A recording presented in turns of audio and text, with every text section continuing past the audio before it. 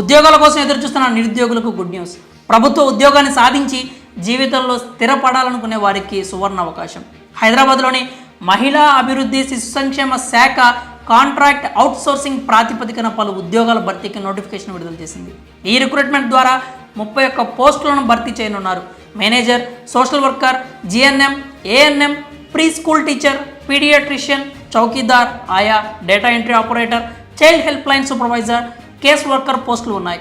హైదరాబాద్లోని మహిళా శిశు సంక్షేమ శాఖలో భర్తీ కానున్న ఈ ఉద్యోగాలకు అర్హులైన అభ్యర్థులు డిసెంబర్ 29 వరకు ఆఫ్లైన్లో దరఖాస్తు చేసుకోవాలి. ఇప్పటికే దరఖాస్తుల ప్రక్రియ ప్రారంభమైంది. అభ్యర్థులు పూర్తి వివరాలకు హైదరాబాద్ జిల్లా మహిళా అభివృద్ధి శిశు సంక్షేమ శాఖ అధికారిక వెబ్సైట్ను పరిశీలించాల్సి ఉంటుంది.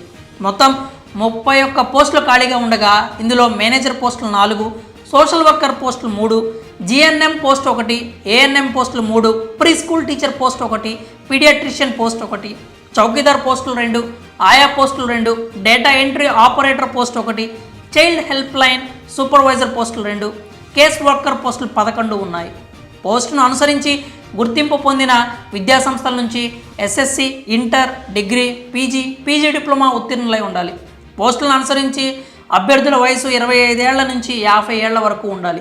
కేటగిరీ అభ్యర్థులకు వయోపరిమితిలో సడలింపులు కూడా ఉంటాయి. ఇంకా జీతాల విషయానికి వస్తే మేనేజర్ పోస్టుకి 23,170 రూపాయలు, సోషల్ వర్కర్ పోస్టుకి 18,536, జిఎన్ఎం పోస్టుకి 23,400 చెల్లిస్తారు.